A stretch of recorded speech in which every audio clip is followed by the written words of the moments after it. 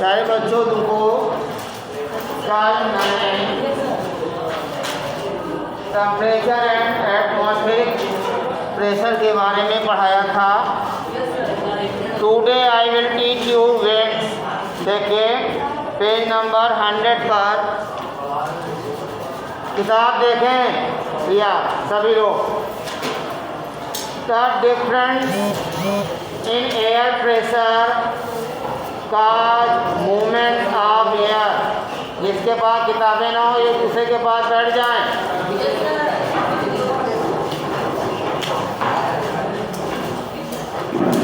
कहते हैं the difference in air pressure causes movement of air.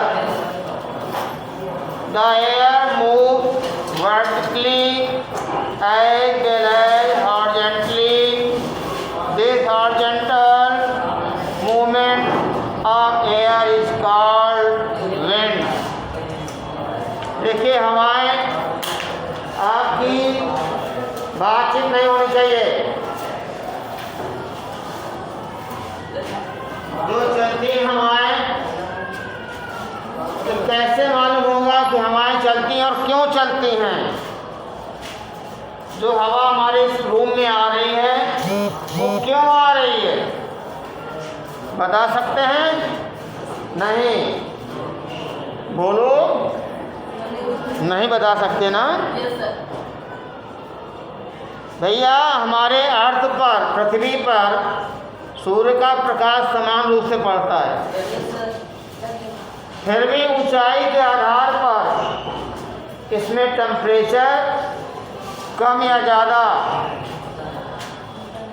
पाया जाता है। जैसे हिमालय पर्वत पर अधिक ऊंचा होने के कारण वहाँ टेम्परेचर डाउन रहता है, वहाँ कोल्ड होता है। मैदानी भागों में हॉट टेम्परेचर पाया जाता है, गर्म। क्यों? जैसे जैसे ऊंचाई पर चढ़ते हैं तो 165 मीटर की ऊंचाई पर 1 सेल्सियस 1 सेंटीग्रेड टेम्परेचर डाउन हो जाता है। जैसे जैसे हम ऊंचाई पर चढ़ते हैं 165 मीटर की ऊंचाई पर 1 सेल्सियस टेम्परेचर ये जो है कम हो जाता है, लेस हो जाता है सामान्य ताप से। जैसे यहाँ पर इसमें टेम्परेचर कितना होगा? लगभग 30 के आसपास, 30-35 के आसपास। तो 30-35 रख लिया। पीछे वाले भैया बात करें हम क्लास से भगा देंगे। पहली बात, ये सीट लंबी है, बीच में एक साथ नहीं बैठना है, दूरी में बैठना है, गैप करके। और एक सीट में 3 लोगों को नहीं बैठना है, ये भी बताया गया।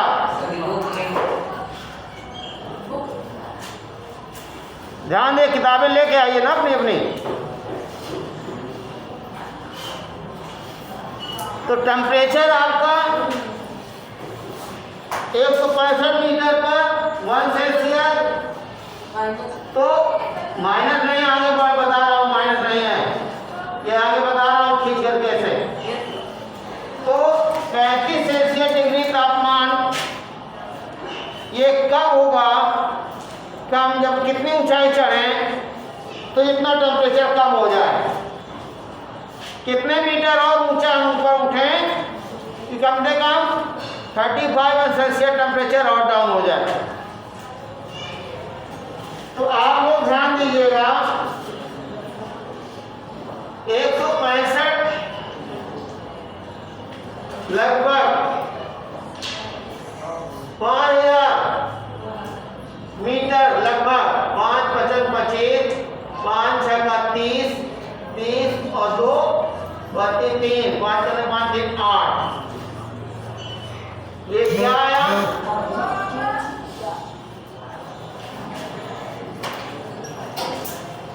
कहने का मतलब क्या है हमारा? देखिए, या 165 का भाग 5000 में दीजिए आप। 4 पंचे 20, 4 संग 24, 24 और 2 26, 4 करने 4, 4 2 6, लगभग 35 के लगभग आएगा 5000 पर, लगभग अबाउट 5000 मीटर। यदि हम ऊंचाई पर चढ़ें तो लगभग इतना टेम्परेचर कम हो जाएगा। कहने का मतलब क्या हुआ, यहाँ पर 35 है, 35 वहाँ और कम हो गया, 0 डिग्री आ गया ना। और आपको विज्ञान में साइंस में पढ़ाया गया होगा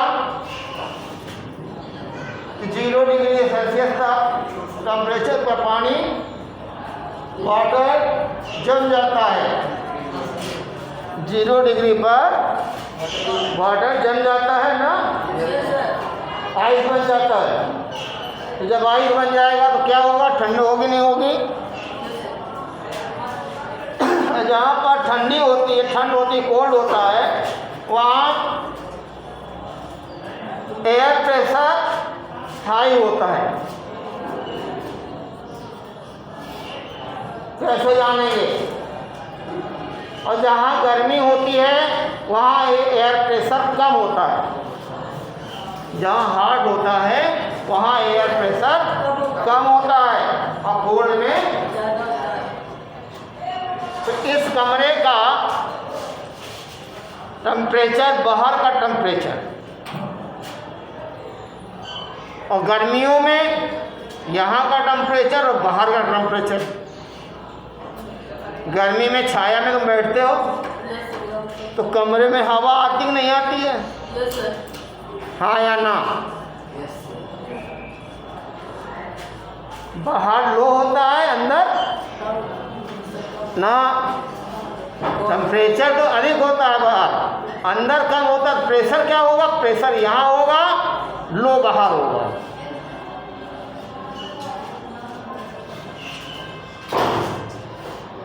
अपेक्षा कर, गर्म चारों तरफ पड़ रही, कमरे में तो आए तो यहाँ कम होना चाहिए। अब लेकिन पर्वतीय क्षेत्र में वहाँ टेम्परेचर अधिक है, कौन सा? ठंडी वाला, प्रेशर अधिक है। Air pressure, wind air pressure अधिक है। तो ठंडे वाले क्षेत्रों में, गर्म मैदान, हार्ड वाले क्षेत्र में एयर आएंगी। कैसे समझेंगे?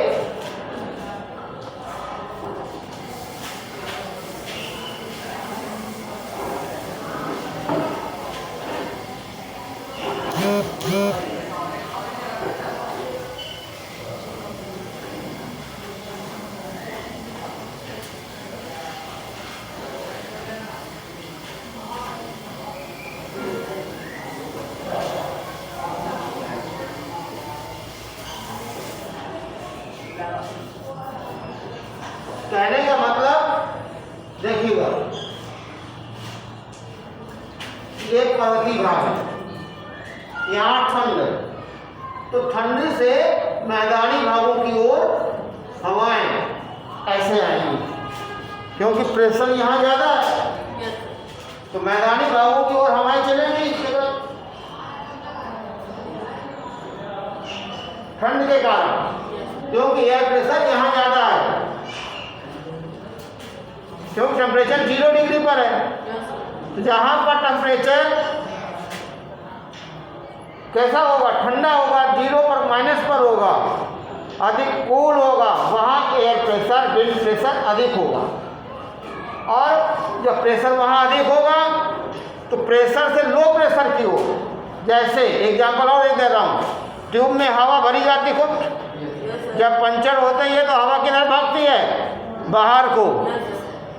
तो बाहर भागने में क्या हुआ? लो प्रेशर है बाहर, अंदर प्रेशर ज़्यादा है। गुब्बारा आप फुलाते हैं और छोड़ दीजिए, गुब्बारा तो उधर भागा, हवा किधर आई?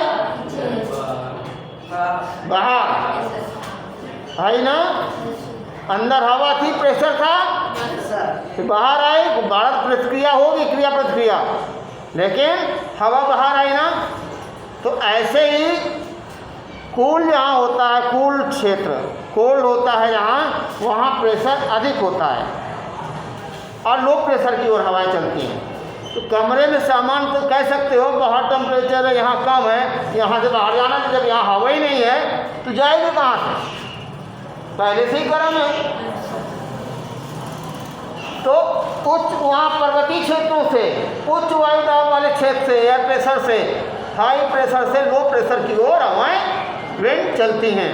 ये ध्यान रखना है आपको। अब जैसे आपको गर्मी लगेगी तो आप दूर दूर भगते हो नहीं भगते हो, तो ऐसे एयर के भी अणु दूर भगते हैं, फैलते हैं। नहीं बात समझे? किसकी समझ में नहीं आया खड़े हो जाओ, जिसकी समझ में ना आया हो खड़े हो जाओ। हमेशा ये बताना है हाई प्रेशर से लो प्रेशर की ओर हवाएं चलती हैं। हवाएं मतलब एयर चलती है। Move the air high to low, move the air pressure high to low. अब इसके आगे देखिए, यही पढ़ाना है मेन चीज। लिखा है winds blow from the high pressure area to low pressure area. On the earth we find several permanent pressure belts. Accordingly, there exists a system of permanent global winds called prevailing or planetary winds. इनको क्या कहते हैं? Planetary winds कहते हैं। जो permanent हवाएं चलती हैं उनको प्लानिटरी विंड्स कहते हैं। The direction of these winds are influenced by the rotation of the earth. Winds are deflected towards the right in the northern hemisphere and towards the left in the south hemisphere. Thus winds blowing towards the equator are deflected towards the west, while winds blowing towards the poles are deflected towards the east. This deflection of the winds due to the earth rotation called Coriolis effect, named after the French scientist Gaspard Gustave the Coriolis. Winds are named after direction from which they blow.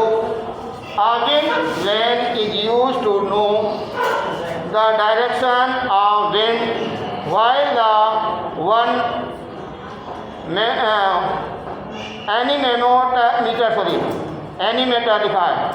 anemometer is used to measure its speed. There are three types of permanent or planetary winds: trade winds, westerlies wind and polar wind. ये तीन प्रकार के winds चलते हैं। एक trade winds कहते हैं, एक को वेस्टर्लाइज और तीसरे को पोलर विंड। अब इनके बारे में पढ़ेंगे। इन विंडों के बारे में पढ़ करके आइए।